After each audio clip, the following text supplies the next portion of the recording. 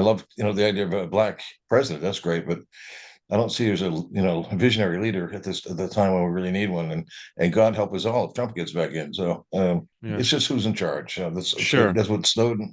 So Snowden keeps reminding us that we all have records. Everything's being collected at any time. As Frank Church said, Senator Frank Church, they can turn on you, and if they turn on you, you won't be able to fight back. There's nowhere to hide. The expression "nowhere to hide" came from that, and so you don't want to be negative. I mean, it's exciting technology. A lot of this stuff is unbelievable. The Mhm, stuff, mhm. the aid, you get, like when you're looking as a journalist, you're looking at journalists and you just, type in a question about something you can't quite remember from 30 years ago. Blah, blah, blah, right there it is, and it's It, like, wow. it's one of the most useful technologies, I think. I mean, obviously the internet and, cell phones, but in the last, say 10 years or something like that, Yeah. it's absolutely phenomenal. I mean, I use it daily. It's mind-blowing, and I push it on people. Like people that haven't used it, they're already being left behind. Like I can do so much more valuable work for my client in 20 minutes than, some competitors can do in 2 or 3 hours that aren't using this. But that's the Mhm. catch, right? Like it's Mhm. what is it? It's a network effect. If so many people are using it and it produces more value for that network, and those people that aren't using it, they get left behind.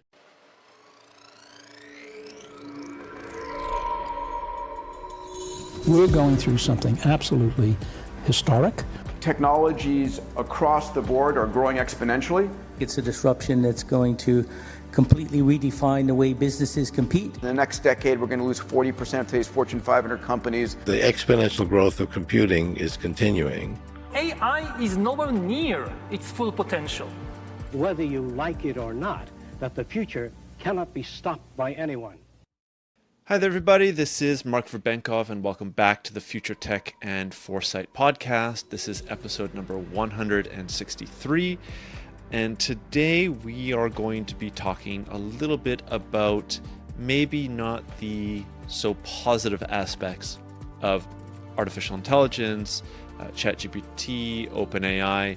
We're going to, I guess you could say, pull back the curtain a little bit with my guest today, who I'm very happy to have on for the third time.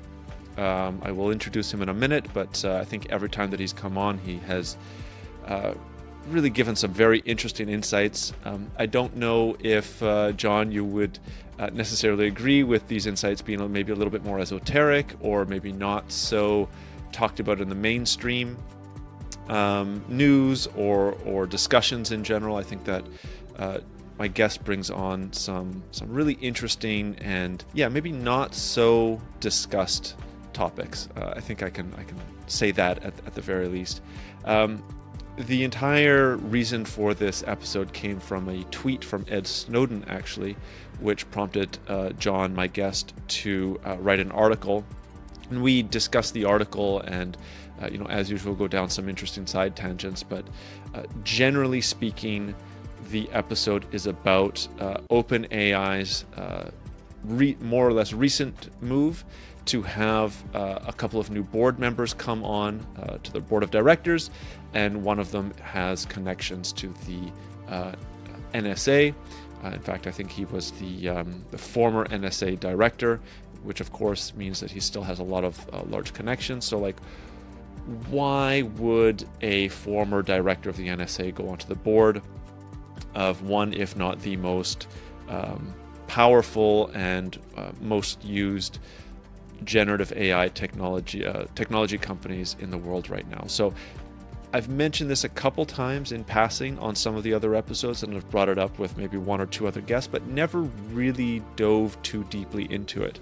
So I'm more than happy to have John Hawkins, my guest, come back onto the podcast, and the episode, as they usually are with John, maybe take a little bit of a negative twist, but I take full responsibility for that. I think John, early on in the episode, very clearly states that he is optimistic. He's a tech positive type person. It's just that he has such a wealth of information that I think goes beyond the typical techno optimistic person, such as myself. And a lot of that also happens to be the negative ramifications of a lot of these AI and emerging technologies. So, we do talk about brain-computer interfaces and how that's connected with a lot of this generative AI boom that we're experiencing, and how the NSA former director fits into all of this. And unfortunately, there is a little bit of a lot of a negative perception of what might be happening over the next couple of years when all of these things kind of come together. So it's a very interesting discussion, but I think John does a good job about maybe ringing the warning bells rather than just being a cheerleader for the impressive technologies that our civilization is creating. So I hope that the episode isn't too dark for all of you. I still find it very interesting and enlightening when John comes on, but do be prepared to hear maybe a couple darker rabbit holes on the podcast compared to usual, which I think gives the podcast a little bit of it gives it a good balance, not just a little bit of balance. I think it does give it a good balance, which is something I'm always striving to do. So who is John, right? So this is the third time that he's come onto the podcast. Hopefully, John, we can have you back on many more times. But John Hawkins is a philosopher, poet, and freelance journalist.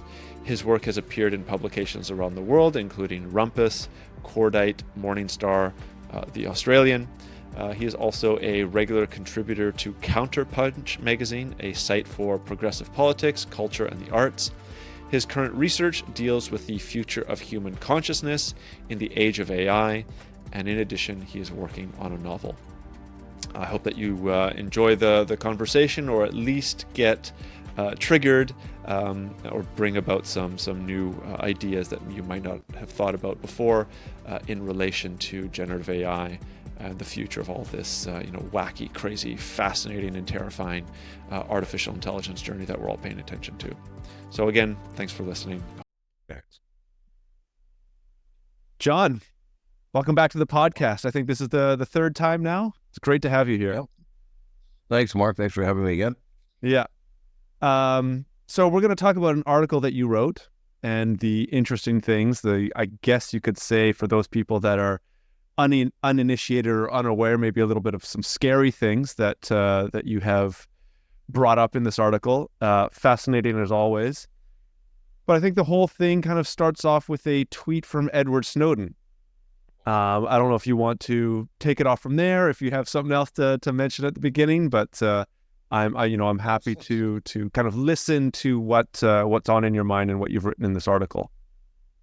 Right. Well, the tweet from Snowden was a warning to everybody, because Paul Nakasaki, who was the NSA chief from 2018 to last February 24, so the entire Trump presidency was in, plus Biden, has been appointed to the board of OpenAI. And as far as Snowden was concerned, that's a big red light. That's a huge red light, because Nakasone was head of cybersecurity basically for the world. He's responsible for all kinds of challenges online. But he also has immense power. He has all kinds of power, and he's about to open up a special school at Vanderbilt in the fall. It might have already started, I guess. That it combines, it's interdisciplinary, and it's supposed to meet new challenges, but he's bringing in English teachers and philosophers and engineers, and there's this whole deal of things going on that sounds good on paper, and it sounds good that all the boys get together, but on the other hand, there's a lot to look into what they're doing. Vanderbilt was during the COVID. Not a lot of people know this. A lot of the MSN didn't pick up on it, but a lot during the right before the when Trump got elected, a lot of things happened. One thing happened is DARPA started up their P3 program, their pandemic prevention platform. Right. And what they do is they work with universities, and one of the universities they were working with was Vanderbilt. So Vanderbilt had a war game going on in case there was a pandemic breakout at the time of the pandemic breakout. Coincidence, we'll just keep it that, all right? We'll keep it as a coincidence. These things happen. But one of the articles I've read more recently is there's this continuing evolution of these partnerships with the military and universities and small entrepreneurs. In this case, it's really a lot of Silicon Valley people, real control people. People have a lot of influence, educators and and people doing things like ChatGPT, and they have a lot of influence on what people are doing because most of it's online. So it's a big move. And as far as Snowden was concerned, it represented a sellout by by OpenAI. They were saying they were bringing him on because AI represents some very serious security issues that are coming up, and it would be good to have someone who's firsthand knowledge about all of these things. But he felt that there was an ulterior motive that wasn't being expressed. So that was one thing, and then the same thing. Then later, you look at OpenAI, they decide they're going to go for profit now. About 2 weeks afterwards, they're going for profit. They bring on the ex-head of NSA.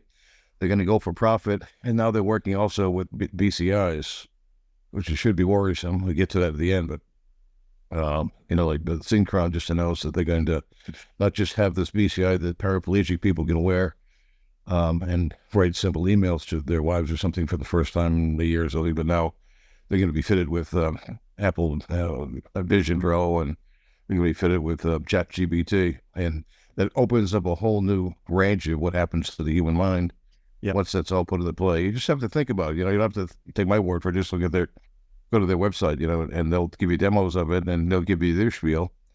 They're going to give you the spiel that it's all Jesus stuff. Jesus healed the lame and cured the blind, and it's all about that. But it's getting closer and closer. It's more like what Elon Musk talks about in that when he talks about his product called telepathy. At the end of the day, we're working towards a system where you and I could be having this conversation without my opening my mouth. It would just be thought to thought. Yep. I guess we'd have to have thought listeners too or something, but I don't know how that would work. But that's what he means by telepathy, being able to send and receive information to each other's brains through the internet. And we're not that far behind. We're just not that far off. I think this is one of the things that is brought up on the podcast a bunch. Like I started this 4 years ago, and there were generative AI had been mentioned once or twice before ChatGPT was actually launched. And even then it was kind of like some nebulous kind of like far away vision of what's going to happen. And then only a couple months later it happens, and like it takes over kind of not the world, but a lot of people's time and attention. And I think that this is a trend that we need to be much more aware of, that these far off technologies are perceived as being far away, but they're actually much closer than any of us can actually think about, right? Now I'm not saying like BCIs are going to be available for everybody next year, but it's not like 15 years away like some people are saying. It's probably between 1 and 15 years, right? Somewhere in the middle like that. Look, the conversation that I think that we're having and that you've already laid out is something that I think a lot of people are hesitant about hearing.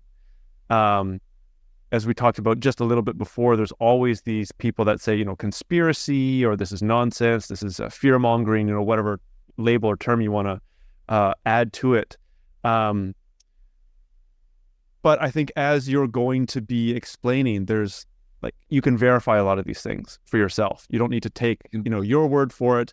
I have a skeptical mind, but I have an open mind as well. But as we move into, and again, we'll get into this later on in the podcast, in the discussion, as the kind of future comes to us, as humanity moves into the future, I think that these are things that we all need to be wary of, or at least keep in the back of our minds. And even for myself, it's a bit of a self-critique. I have a lot of CEOs and CTOs come on the podcast, and it's always tech positive, right? And that seems to be a lot of the mainstream messaging. Like, tech is awesome, things are coming out, there's nothing but positivity, and yet, maybe there's a little bit of a dark underline. So all of that to say, I value the times that you come on the podcast, because you do add this perspective of maybe a little bit more of the reality of the situation that's going on. Yeah, well, I would have a lot of different response that Snowden not today. I saw these appointment had Snowden not warned everybody about it, because I totally respect Snowden, and when he's revealed, it's just too important to let go. And if he feels that's a major mistake for OpenAI to take on the ex-head of NSA, then you have to be aware of that. If you want, though, I can add positive stuff. It sounds like I'm negative. And maybe I am, because I'm reading this stuff. But I'm doing my philosophy degree, and my philosophy right now, my research is in the future of human consciousness in the age of AI. And so I'm bound to look at both sides of these things, and I can see positive things. I'd love to have be installed now. Library of Alexandria in my head. That would be fantastic. Of course. Yeah, we all have those kinds of fantasies where you can just download stuff you don't know, or but you got to be careful. Those get too close to the T2 cop. He can just look at people and gets their dossier and he gets everything in front of them right down there.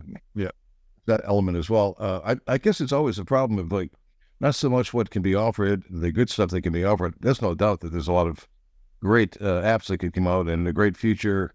You can see like for instance, like with biological 3D printers, with genetic operating, you could send people up into outer space, on our quest to find other life and that kind of thing, and have them sort of be built when they get there. These humans, that kind of thing. Sure.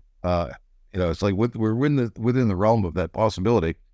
But we just don't have the purpose yet. But even their melon seems to be ahead of the game. But I've just my thing is and the BCI. I wouldn't worry so much that the DARPA is designed to be provide a military hardware that will make the war more likely to be victorious for the American soldier in the battlefield. And so all of their products that come out, all their partnerships are around their agenda. It's not around Apple's agenda. It's not around Google's agenda. It's around their agenda, which is to make warfighting more successful. So when I hear that they hook up with a company in Australia called Synchron, that Synchron develops this BCI, and that the BCI is being marketed as something that can cure or give people new hope or paraplegia, they give you a nice demonstration. It's wonderful. It's all wonderful. You look at and and theirs is probably the best because it's not invasive the way the system works. Like this. So they have that head start, but it's a DARPA startup, and it's not as soon as the FDA approved their product, which is a Cures, it's just Australia, but they do have their headquarters in Brooklyn. So just the headquarters, not their working operation. But they're partnered with University of Melbourne, which is Ivy League level school, and Synchron's their the entrepreneur involved. You can see how the enhancers. I mean, some people. I was never into things like VR. Some people are into that kind of thing, but and I can see how like ChatGPT could be used that way, and I could really enhance that experience a lot. Sure, but I don't know. I mean, I have to talk with people. You might want to bring them on to know how that would work. Would that be a good thing or something that you'd be scared of? Being too hallucinatory. But, well, I think maybe to put a lid on this part of the discussion, like there is a tremendous amount of positive things about technology and these emerging technologies, whether BCI or otherwise. I mean, I talk to these people all the time, but I guess my point is, like having you and people that think like you on the podcast is really valuable because you give an alternative perspective that isn't talked about as much as the marketing of BCI and Neuralink and whatever ChatGPT push a lot. Like whenever I talk to people, it's all just positive about ChatGPT, BCIs, etc. And there's just a small little bit about there's some negative things. But so look, maybe we should just focus on the negative things for this episode and let the positive things for other people. Like I'm totally fine with that. Yeah, all right, okay. I don't mind being the darky, but that's fine. It's the dark Darth Vader kind of thing. But not my intention. I really like technology. I'm really for it. Yeah, sure. I consider myself a transhumanist. I think eventually there's going to be a merge. Mm-hmm. I guess the only thing I've really worn, what it amounts to, what it all sort of sums up, is the old political problem. Who's in charge? Yeah.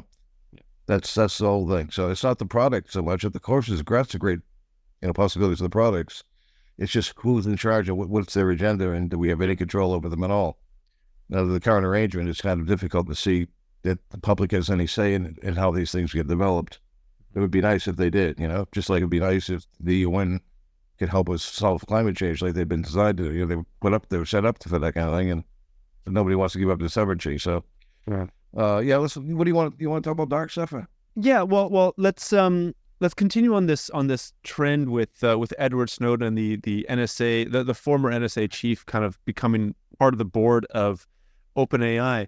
Could you maybe take a step back and say, like, was there an event that led to the NSA chief coming as a board? Like, I haven't been paying attention to OpenAI as closely as maybe I should, but like there was certainly some tension in the company when, you know, Sam Altman was kicked out, and then he came back.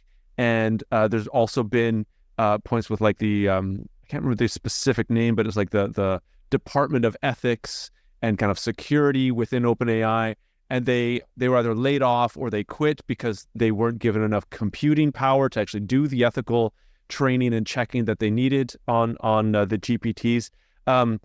Like my assumption, correct me if I'm wrong, but my assumption is the NSA, the former NSA chief, was added to the board of directors once there was a call for public transparency about the ethics of the GPTs that are being built, whether it's GPT-4 or otherwise.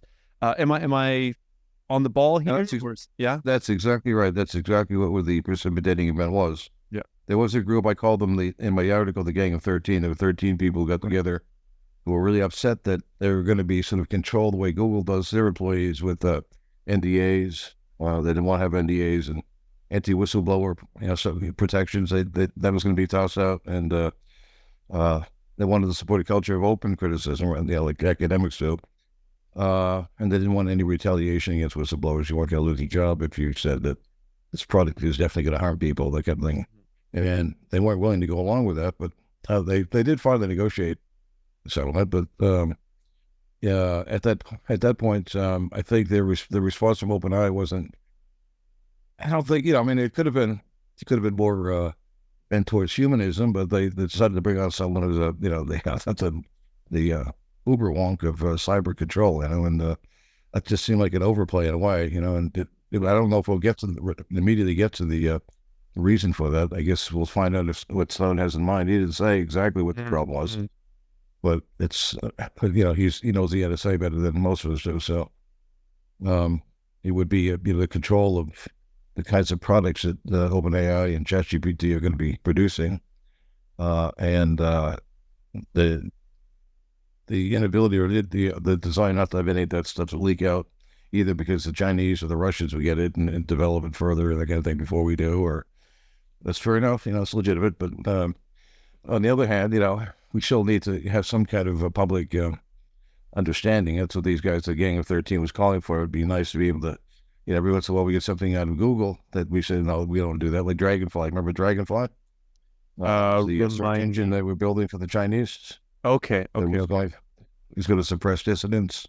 And so that there was a big stink in Intercept that got exposed there. They had to back off, but that's the kind of thing that never would have come to the public because they have their employees on NDAs, so. Anyway, to get back to your thing, that's where it started. It started with the gang. It's 13 people who said, these are things we don't want to have here. We want to be more like a journal, like a university where we have open criticism. That professors come together, technologists come together, and openly say this is the problem we have. That's why we call it OpenAI, rather than some proprietary thing. But now they're going profit, so it may be that's too bad. Now they can do NDAs because that's pretty typical, on a closed corporation. So you said that we might not know what the NSA is or this connection with the NSA now is going to likely do with the computing power and the capabilities of OpenAI's GPTs. But I think, in your article, you speculate pretty closely to what the truth most likely is. Could you get into that and maybe start us off with, the data that has been captured by the NSA? I think you write something about these databases, these profiles of individuals. My understanding is that there's, significant data captured on a bunch of people, but there's not enough computing power to actually assess or analyze those profiles on that data. Well, do you mind if I read the Edward Snowden? Please go ahead. Passage from Permanent. I think that might actually answer your question. Perfect. Okay. So this is on page 131, if you're reading along. The combination of reduplication and constant improvements in storage technology allowed the agency to store intelligence data for progressively longer periods of time. Just over the course of my career, the agency's goal went from being able to store intelligence for days, 2 weeks, 2 months, to 5 years or more after its collection.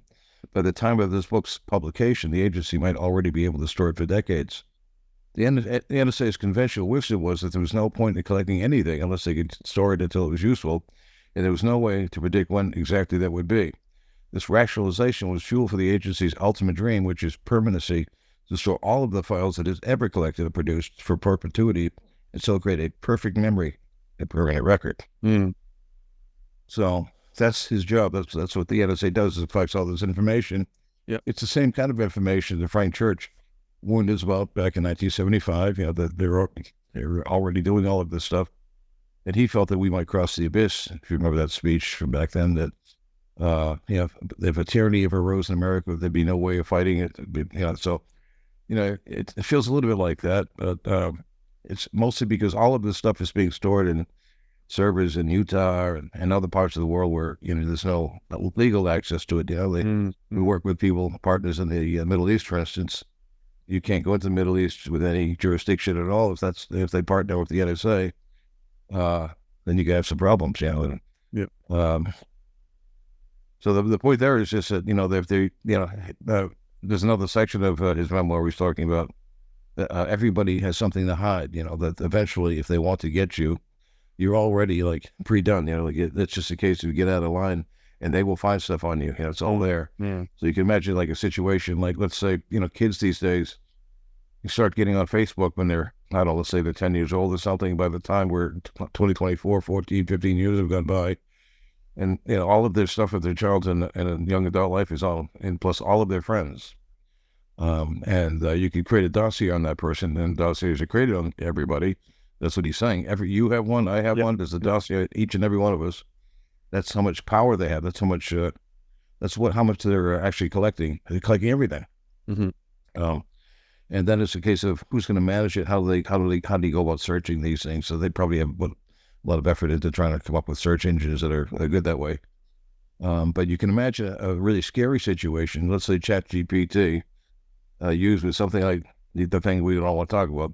But let's say it was hooked into your private dossier. You can see like a totalitarian dystopian thing that, let's not go there, but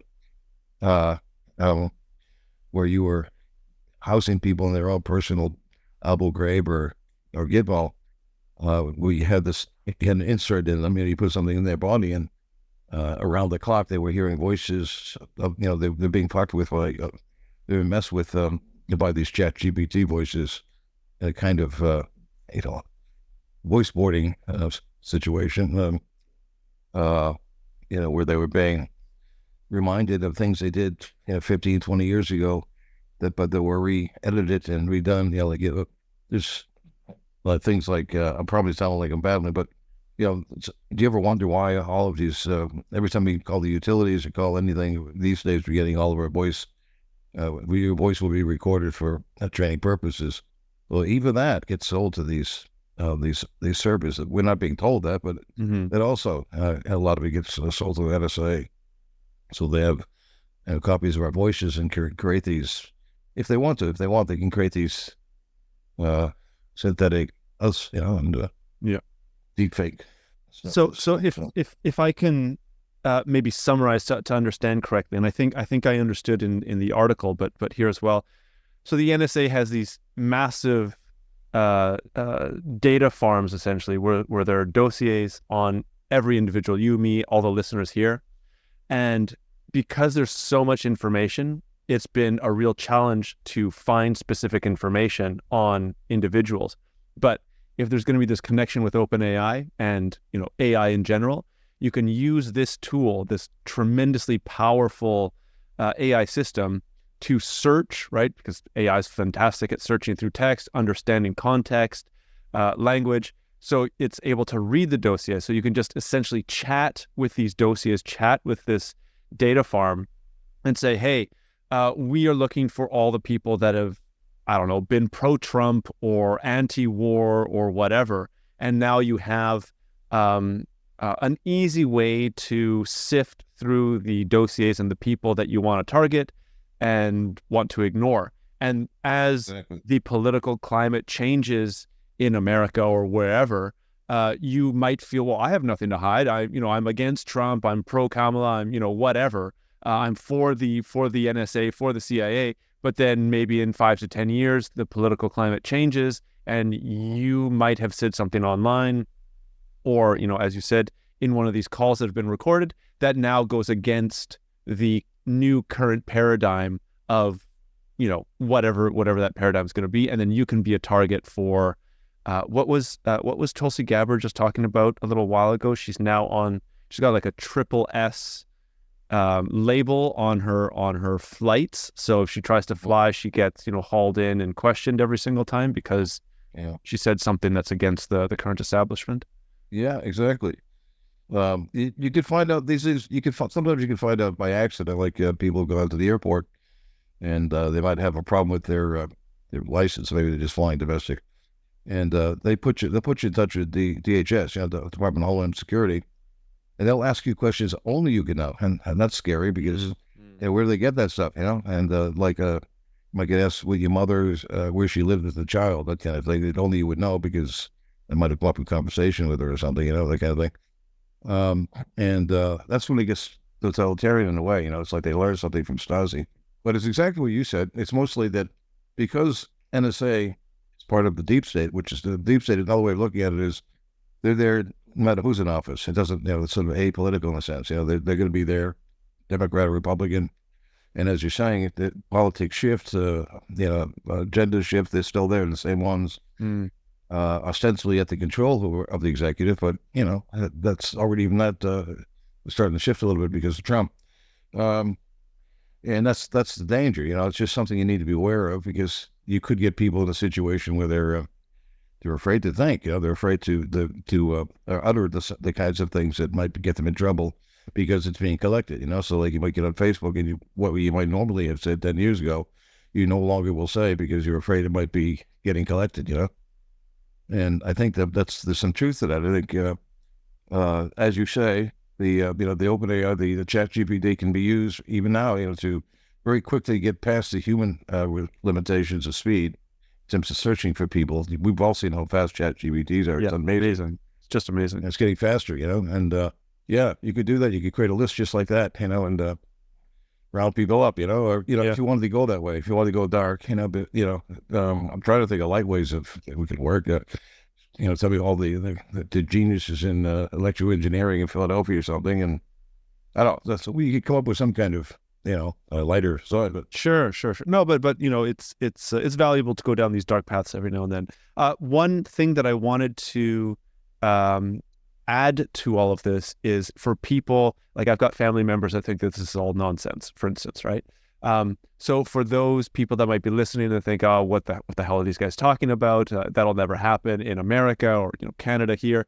I think we've already seen examples where cancel culture has come for people that have written something on Twitter like 10 years ago. Now I can't remember like specific examples. I think maybe one of the more famous ones was like Kevin Hart, right? The comedian. I can't remember what he wrote, but he wrote something like 10 years ago. Maybe it was, anti-LGBTQ or something like that. And he was supposed to host some award ceremony. Somebody pointed out that he wrote this, and then he was, taken off the docket as the host. And that was kind of like one of his dreams to host whatever awards show that he was invited to originally. So like that's not a 3-letter agency doing that. That's already the culture and the public doing that. But you can imagine if that's if that's happening on just Twitter, right? Mm-hmm. And the public finding this out, the sophistication of the NSA and their ability to search and record what you've done would be far superior to just what you've tweeted on Twitter. And then the same kind of ramifications, whether it's a job or career or flight or whatever, would be seriously hampered. Yeah, I agree. I think that's a good case, the Kevin Hart case. Yeah, it's exactly what happened. And like you say, I guess it goes. The point goes. You have 9/11 creates a huge amount of fear. Here comes the surveillance state structure. The people still want to depend on that security of the surveillance state because they don't want the 9/11 to happen ever again. So they're looking for people who might sort of lean that way, even though none of us are Arabs or anything like that. Not that there's anything wrong with that, but it gets you into that feeling that you have to sort of watch in all directions all the time, and you're just feeding into it, So that's where we're giving them too much power, I guess. But yeah, I mean, then the culture takes over from there. They'll start looking. This cancel. I never would have thought of that as a child, and I grew up in the Abby Hoffman era, and the yippies and the hippies and fight the man, that kind of thing. Sure.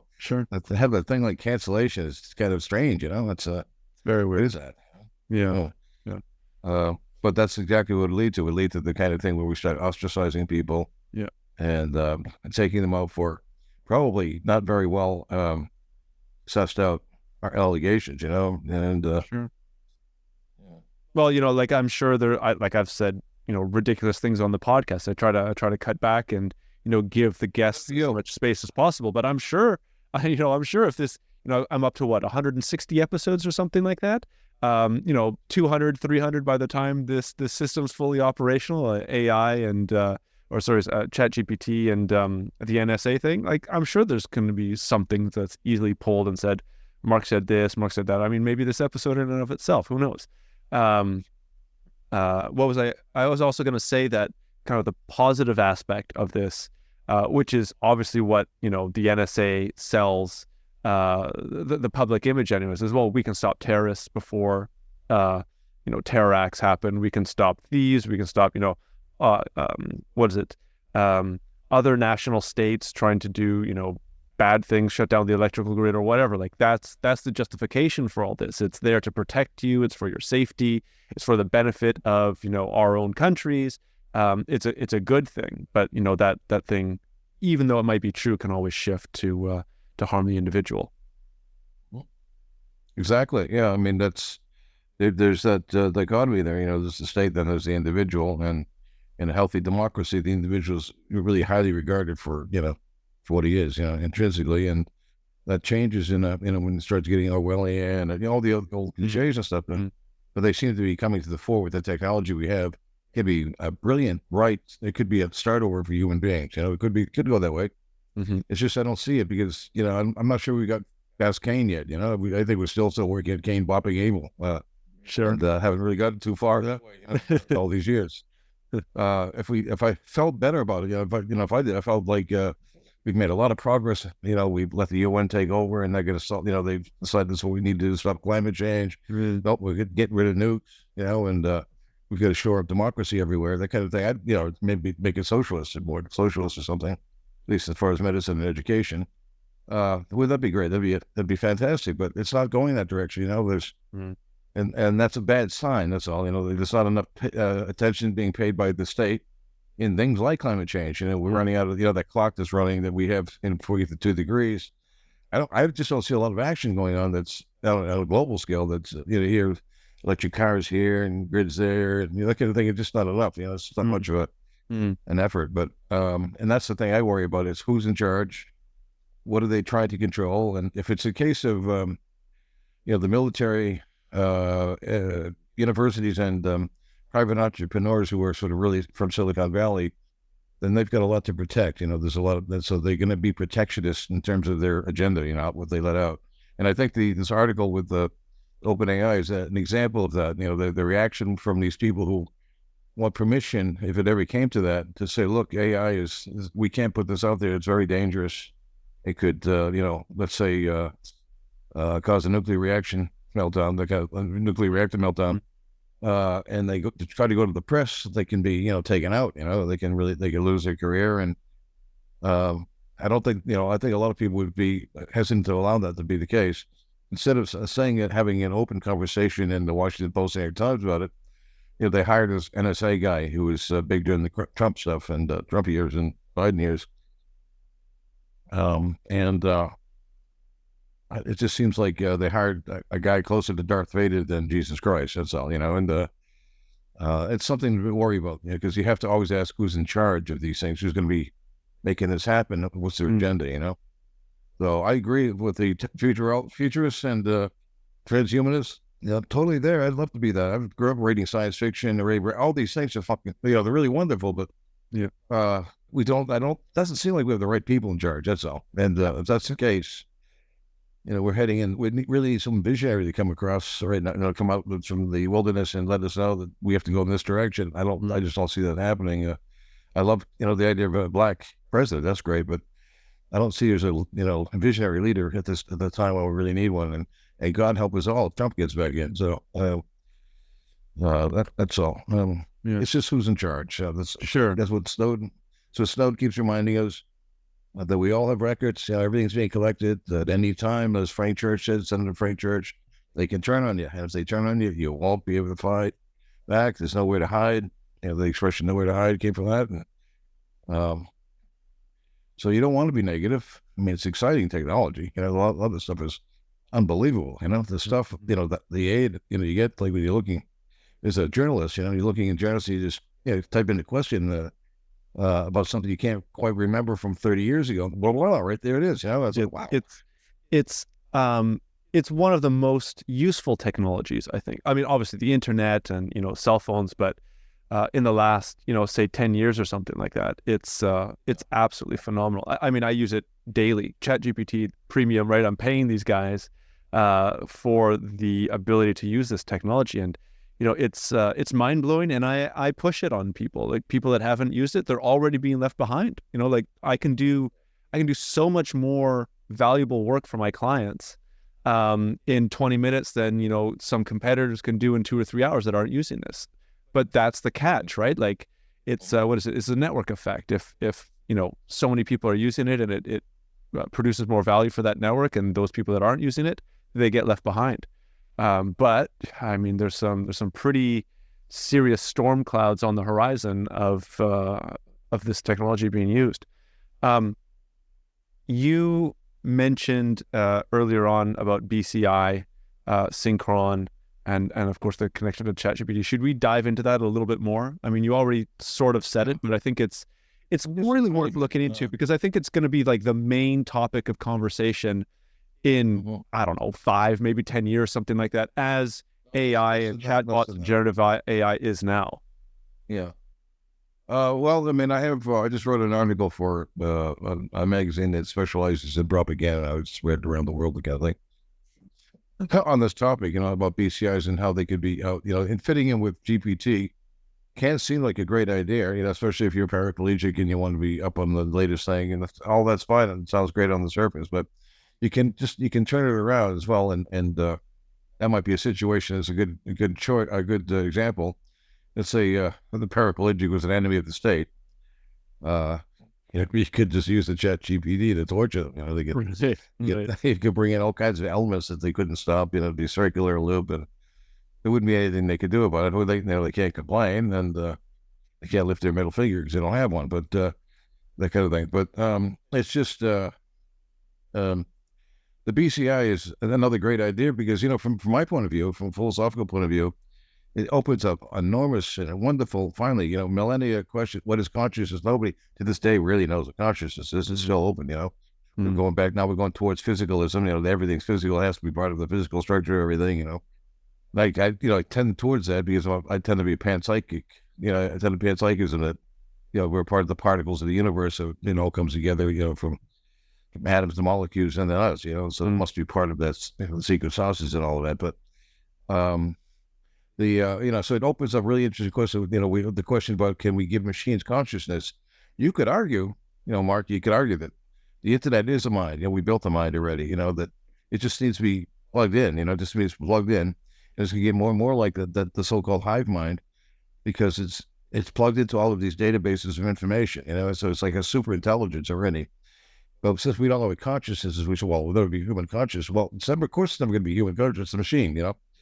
And that's what we have to sort of give up. The idea, if we want to build consciousness, we can't have expectations. It'll be human consciousness any more than we know what plant consciousness is or animal consciousness is. What machine consciousness would be a totally separate thing. But we're willing to grant the plants have consciousness because I guess it's fits into the green agenda or something. But it's nice to have no grandmas out there talking to the daisies. That's fine. Because you can be pushing them up pretty soon. But Yeah, I mean, it just opens up a lot of interesting philosophical questions.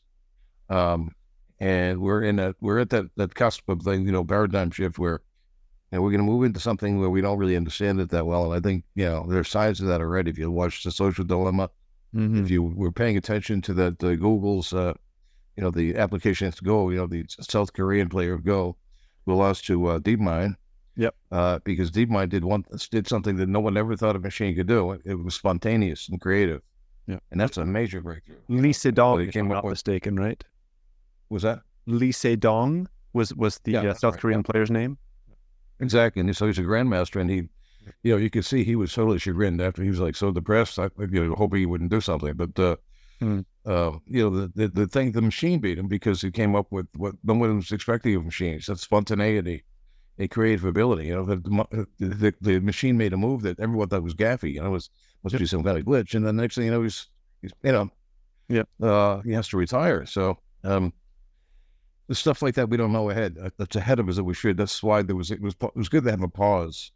They call for a pause in AI for a while so we can sort of figure some things out. But as you know, that's not the way capitalism works. If we don't keep moving forward, the Russians, the Chinese, the Europeans, they'll move forward, and so we can't really withstand that pressure. Because we don't want to fall behind in the product development. So it doesn't last long. It lasts. In this case, it lasts as long as for Elon Musk to get FDA approval for Neuralink, for his, as soon as he got that approval, like 6 months later, he had originally got rejected, and then he went back during the pause period, and he got it signed on by them, and then he was back in the saddle again. So that's when the pause ended, was when he, was all satisfied that his Neuralink was going to go ahead. And it's just that decisions might be made like that have to do with the corporate its strategy and advantage. We should slow things down or speeding them up. And we're just entering new paradigm shifting times. And, it's hard to say what's going to go on, but we've got to you want to stay positive. We always want to stay positive, always look at the bright side of life kind of thing. But you also have to, remember that we have a lot of dark clouds in the sky at the moment. So yeah. That you got to definitely be aware of what's coming out. You can't be blind to these things because by being blind, you're likely to make the wrong kind of decisions, right? Especially as we move into this BCI era.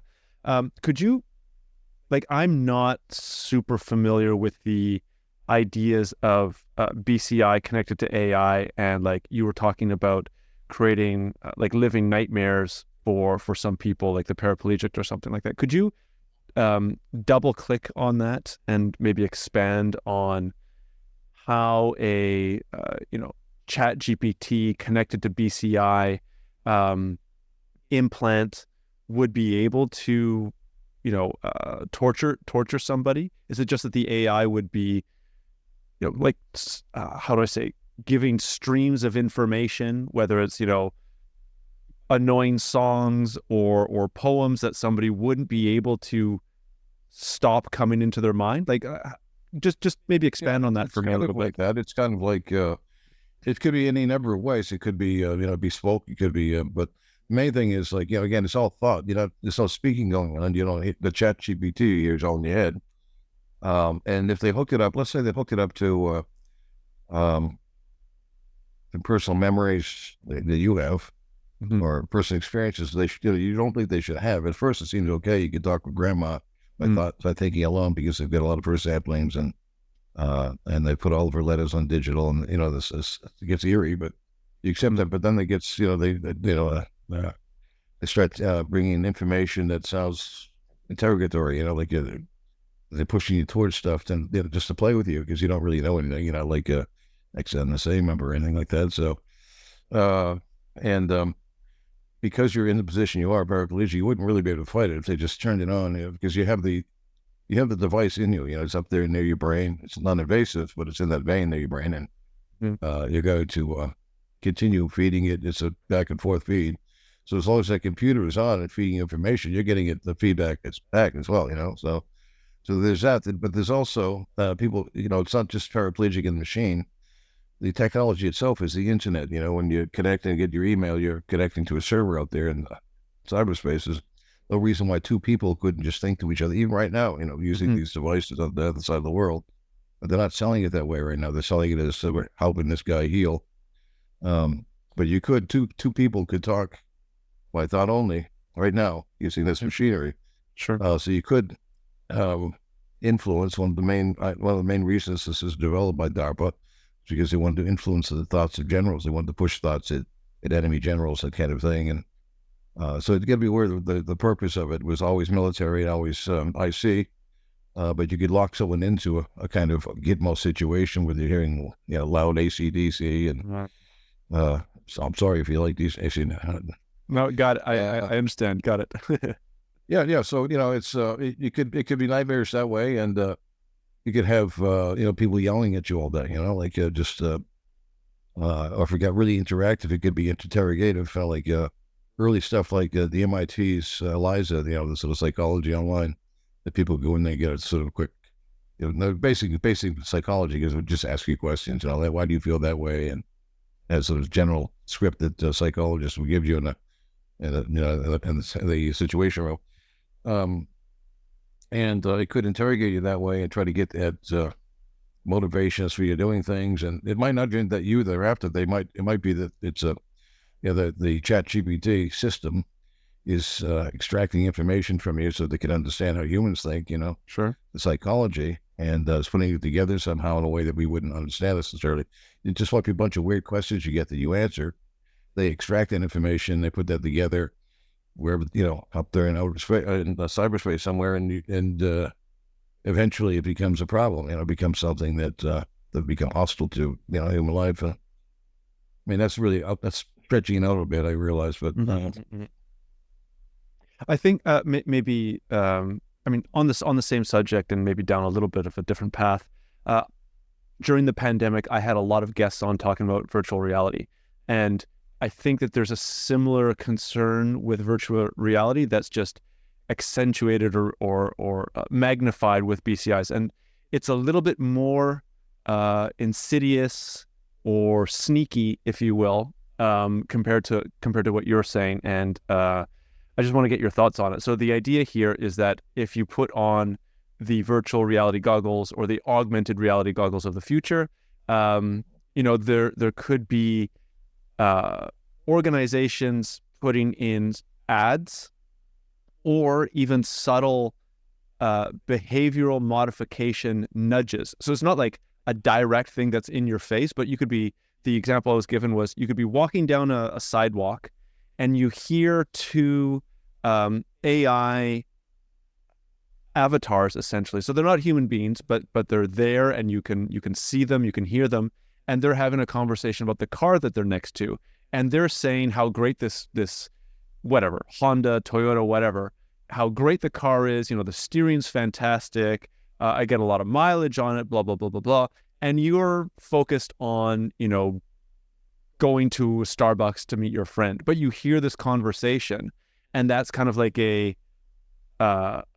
sneaky ad that the car manufacturers could place into this metaverse that is going to nudge your behavior, and that ad would only really propagate if you've already clicked on websites or searched like I need a new car, where was a good car dealership or something like that.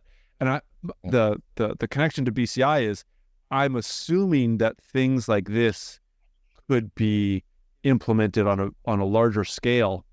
You don't have to put on these headsets, but that could just be kind of in your brain all the time if there's an ability to input information and not just extract information from your BCI. Exactly, especially with something like synchron where it's non-invasive. They put the stent road up into the vein that goes right. Yeah, so I mean, if it's non-invasive, you can see that's good, because that's the kind of thing that can be proliferated easily, distributed, manufactured, distributed easily, and that might be the kind of thing that really turns people on. They won't be affected. It won't be like what happened with Neuralink, where 1,500 animals perished in the trials.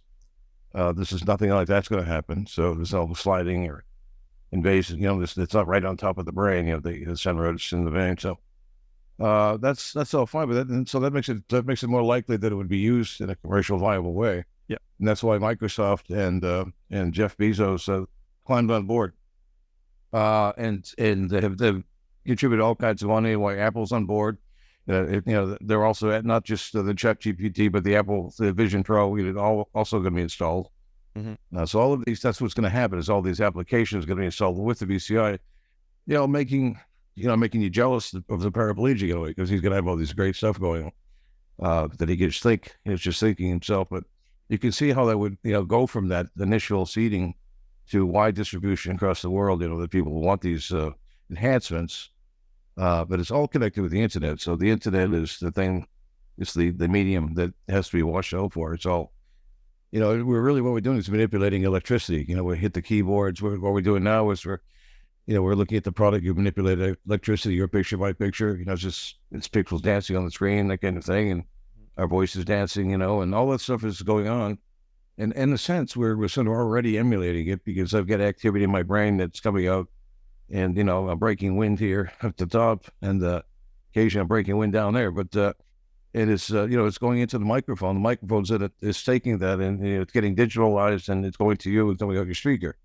We take it for granted, but it's kind of like that. It's kind of, that's what the internet is. And if it stores all that as well, which is what you're doing, you can be storing it on Zoom, then it becomes a big giant brain, really. It's just a kind of a miracle kind of device. But we should never forget that, that it was invented by the Army, invented by the Pentagon. It's a Pentagon product, and they already have declared that the internet is a war. It's a battlefield. So in a sense, they're repoing it, and they're repossessing it, and because they have their own agenda and they want to control it, and like you do any battlefield that you feel is a battlefield. So these things are happening, and the developments to watch is how the deep state, if the deep state can be seen as universities, the Pentagon, and these really sharp techie entrepreneurs getting together in a kind of triadic thing. If that's the new deep state, then we should be paying attention to nothing else, because they're going to be responsible for most of the direction of our lives in the next 50 years, and well, that's important. I see that we're already a little bit over time here, John. What should we be doing as we move into this, whether it's a dystopian future or a utopian future or a mix of the two? How should people obviously become aware of this first, but are there any practical steps or things that people can be doing as we move into this wild future that you want to share? Well, I'd say, Chomsky says the best cure is education. So to get education, I think you have to get off the grid a bit. That means get away from the reactionary stuff like Twitter, stuff that's time consuming, where you end up browsing down, so scrolling and scrolling and scrolling. But some thoughtful stuff, the reading again. If you have doubts about ChatGPT, learn about it. Don't take anybody's word for it. Go ahead and read about it. Read about the controversies so you understand them. And it really is. It's like the old fellows say, Woody Guthrie and Abbie Hoff and all those guys said, don't trust authority. And Bob Dylan, don't trust authority. It's still valid today. Remember Dylan's song, if I thought dreams could be seen, they'd probably put my head in the guillotine. It's probably closer to prophecy today than it was then. Probably then what the hell is that? So that's the kind of thing we should be aware of, that our thoughts, the big mind is what's rising. It's the rise of big mind we're watching. We got big pharma, we got big agro and all that stuff, and now we got big mind.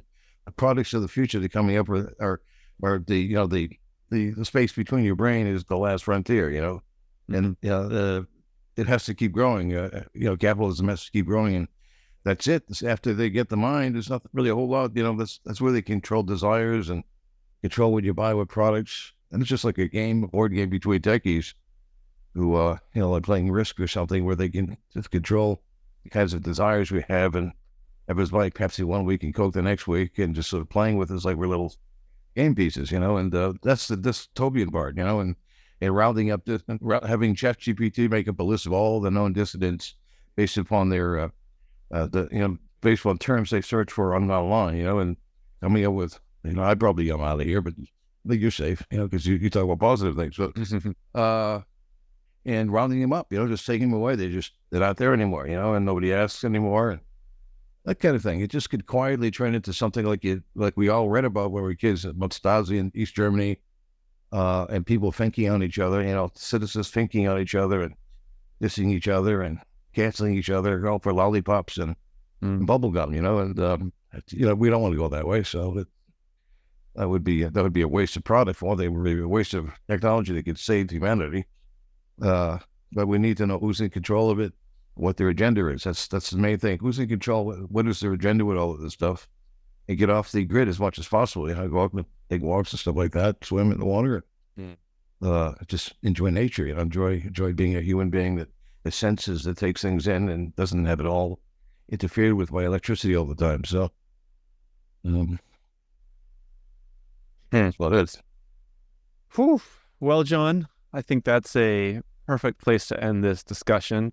Always a pleasure to have you on. You know, I think my mind expands a little bit each time that we have a conversation. So definitely appreciate you coming on, us connecting, and getting some of your insights. You know, personally for me, I had always planned to look more into the NSA board director. I think there might actually be some other 3-letter agencies that are kind of loosely connected to the board now as well. So thanks for sharing that, and of course the fascinating and terrifying world that we're moving into with BCI tech. It's you know, kind of bursts your brain a little bit if you think about it for the first time. So thanks for coming on and sharing those ideas. And also make sure, you know, if you get a chance, find the time, read Edward Snowden's memoir. You know, that record. It's beautiful. It's better than all the reporting that was done by Greenwald and all those guys. That was all fine, but it was incomplete. And he really puts it together nicely, you know, as a package about his life and how he got to where he was. So that's great. I'll actually get that as a Christmas present for somebody. That's a great idea. Thanks a lot, John. I'll have your article that spurred this conversation up in the show notes. I know you have a website. Remind me and the audience of where they could reach out to you and follow you. Well, Substack is where I do all my blogging. So it's Tantric Disposition Matrix. Tantric is in, you know, TANTRIC. Disposition Matrix as in disposition matrix as in Obama's plan to put up a database full of people we want to take out. But I put them all together, hopefully in a positive way. The Tantric is supposed to make it a little bit more positive, and that's at Substack. So, or you could probably just find me John Hawkins at Substack or something like that. But if it's quick, but that should get you there. Perfect. Well, thanks again, John. Really appreciate your time, and I'm sure that the audience will have some sort of feedback or negative comments or positive comments or all the rest. So, thanks again for coming on. Appreciate it. It's fun. Thanks a lot, Mark, for having me on.